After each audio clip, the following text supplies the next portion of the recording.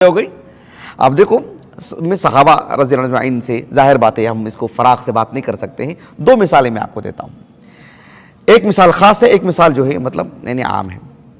امام بخاری رحمہ اللہ نے اپنی الصحیح کی کتاب العلم میں, الصحیح نہیں اپنی الصحیح کی کتاب العلم میں ایک باب قائم کی ہے, باب الخروج الی طلب العلم, باب الخروج فی طلب العلم.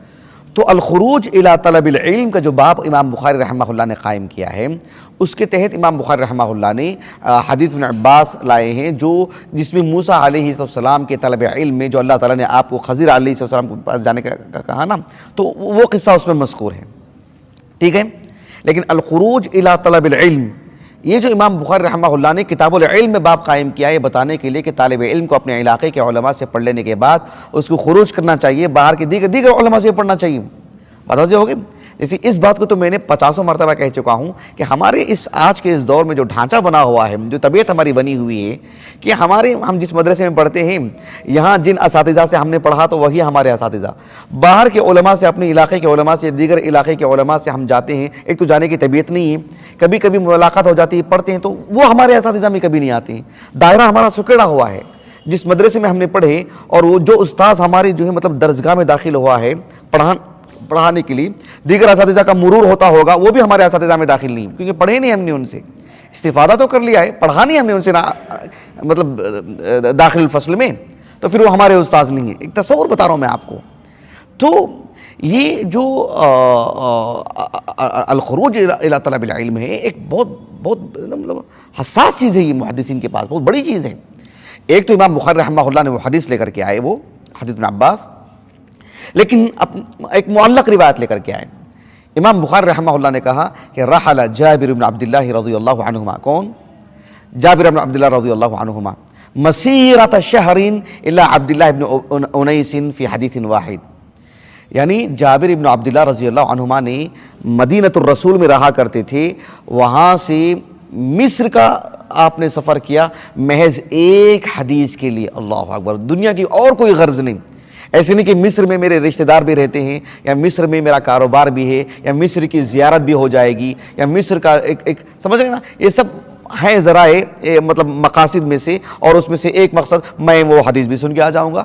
ہرگز نہیں. جب پتا چلا کہ عبداللہ بن انیس صحابی مصر میں رہتے ہیں, بھی سمجھ رہے ہیں آپ, بنگلور سے دلی, سمجھ رہے ہیں آپ, سمجھنے کے لیے میں آپ کو بتا رہا ہوں, بنگلور سے دلی اندازہ لگائیے آپ.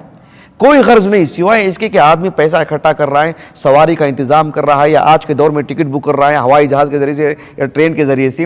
آپ نے ایک اونٹنی خریدی, آپ نے اس میں جو ہے مطلب ساز و سامان رکھا سفر کا, 1 مہینے کا سفر, جانے آنے کی جو پوری مدت ہے, آپ نے جانے کے لیے 15 دن, آنے کے لیے 15 دن, رہے کتنے دن آپ نے وہاں پہ, اور کوئی مقصد نہیں سوائے اس کے کہ بھائی آپ یہاں رہتے ہیں, مصر میں صحابی رسول ہیں, ہم نے آپ کے حوالے سے ایک حدیث سنا ہے کہ آپ نے اللہ کے رسول کی حدیث سنی ہے, ہم نے کسی اور سے سن لیا ہے, ہم چاہتے ہیں کہ جو ہے میرے اور آپ نبی کے درمیان صرف ایک واسطہ ہو, ورنہ 2 واسطے ہو جائیں گے.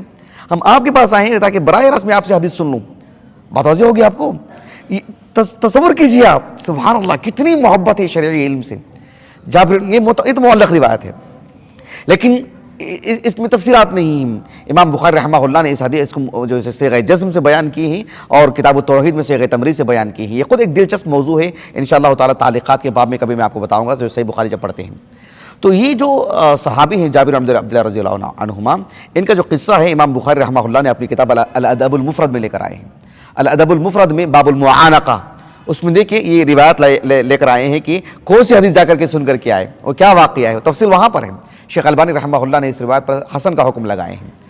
اچھا, جابر بن عبداللہ رضی اللہ عنہما اپنے مدینۃ رسول سے یعنی سب پوری تیاری کر کے کہتے ہیں کہ فَابْتَعْتُ بَعِيرًا, یعنی وہ کہتے ہیں کہ میں نے ایک سواری میں نے خریدی, اور وشددت الیہ رحلی شہرن, اور پورے بندوبست کے ساتھ, جیسے کجاوا تیار کرنا, پورے ساز و سامان, کھانے پینے کا, ہو سکتا کوئی سفر کا ساتھی بھی آپ کا ہو.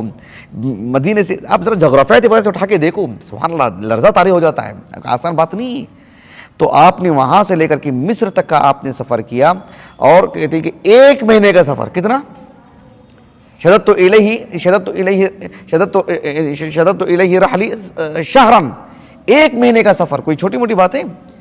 اچھا, وہ کہتے ہیں کہ میں مصر پہنچا, حتی قدمت الشام, شام مصر وہاں پر میں نے پہنچا, پہنچ کر کے عبداللہ بن انیس رضی اللہ عنہ کے گھر گئے اور ایک صحابی کو پہ جا کے دیکھو کہو کہ جو جابر بن عبداللہ آئے ہیں مدینہ رسول سے، ان کو معلوم ہوا کہ کون آئے ہیں، جابر آئے ہیں، وہ گھر سے باہر نکلے، دونوں نے آپس میں گلے لگا لیے، لیکن سب سے پہلے جو گفتگو ہوئی خیر خیریت، کھائے پیے سب نہیں، سب سے پہلی بات کہا کہ جو ہے بلغنی انک سمعت عن رسول اللہ صلی اللہ علیہ وسلم، یعنی ایک حدیث مجھے آپ سے پہنچی ہے کہ آپ اللہ کے رسول سے وہ حدیث سناتے ہیں، کہا کہ خشیت ان اموت او تموت، مجھے ڈر ہے کہ کہیں میری موت آ جائے یا آپ کی موت آ جائے، پہلے حدیث سناؤ۔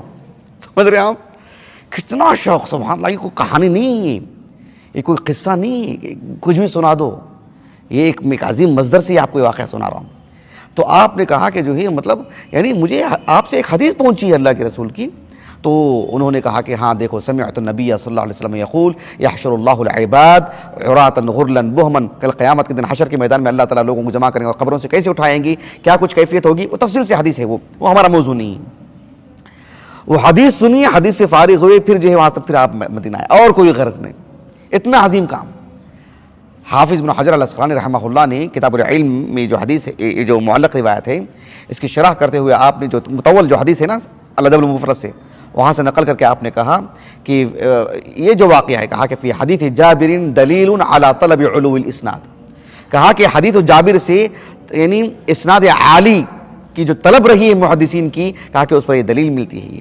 اور بھی دسیوں مقامات پر ابن حجر نے اس بات کو استخراج کر کے لکھا ہے رحمہ اللہ، لیکن یہ اس واقعے سے بھی آپ نے بات لکھی ایک حدیث کے لیے، آپ اندازہ لگائیے آپ، اس لیے کہ لأنہ بلغہ الحدیث، جابر بن عبداللہ رضی اللہ عنہ کو حدیث رسول تو مل گئی تھی نا، لیکن فلم یقنعہ، آپ کو اسے بس نہیں ہوا، آپ اس سے مطمئن نہیں ہوئے، آپ کو کفایت نہیں کی اس پر، بلکہ آپ نے سفر کیا، سفر کر کے اخذ عنہ بلا واسطہ، آپ نے جو بل واسطہ لیے تھے کسی سے، بلا واسطہ وہاں تک جا کر کے حدیث لے کر کے آئے۔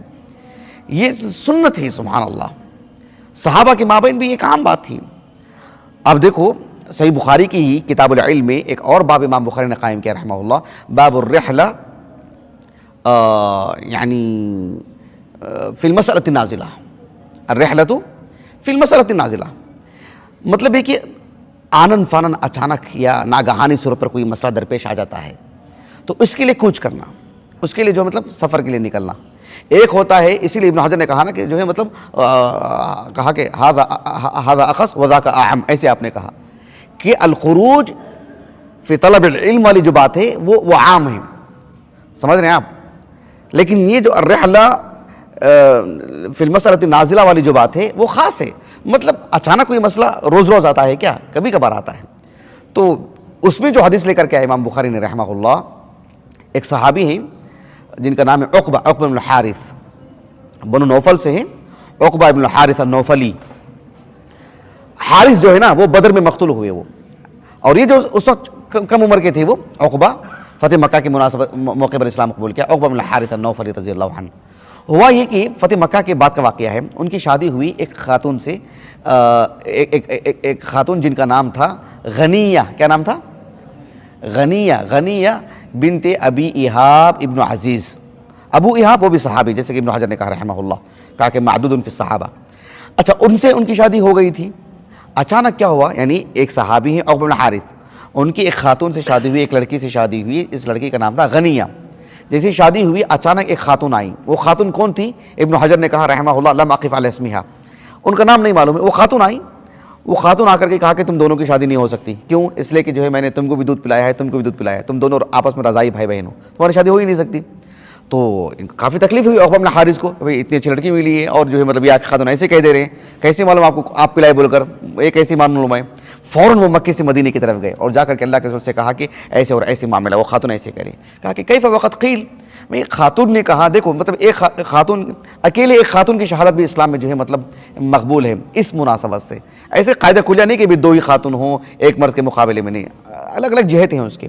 تو یہ خاتون آئیں، شہادت المرأة فی الاسلام جو کتاب ہے نا میرے پاس، کافی ضخیم کتاب ہے، ایک نظر ضرور ڈالیے اس پر۔ تو وہ خاتون، اللہ کے رسول نے کہا کہ اس خاتون نے دودھ پلائی نا، وہ تمہاری رضائی ماں ہے، اس نے کہہ دیا کہ تم کو دودھ پلائیں، بس پھر شہادت کی ضرورت ہے، اس کے اکیلے کی بات کافی ہے۔ بہرحال وہ بعد میں زرائب نامی ایک صحابی کے ساتھ جو ہے ان کی شادی ہو گئی، غنیہ کی۔ تو اس واقعے کو امام بخاری رحمۃ اللہ علیہ کر کے آئے. یعنی مطلب یہ کہ ایک گھریلو مسئلہ ہے، اچانک مسئلہ ہے، مکے سے مدینے کی طرف علم لینے کے لیے چلے گئے، وہ مسئلہ پوچھنے کے لیے چلے گئے. وہ یہ سب جو ہے صحابہ میں رہی ہیں، اور صحابہ کی چھاپ دیکھنا چاہیں تو تابعین میں، تابعین میں بھی یہ بات بالکل عام.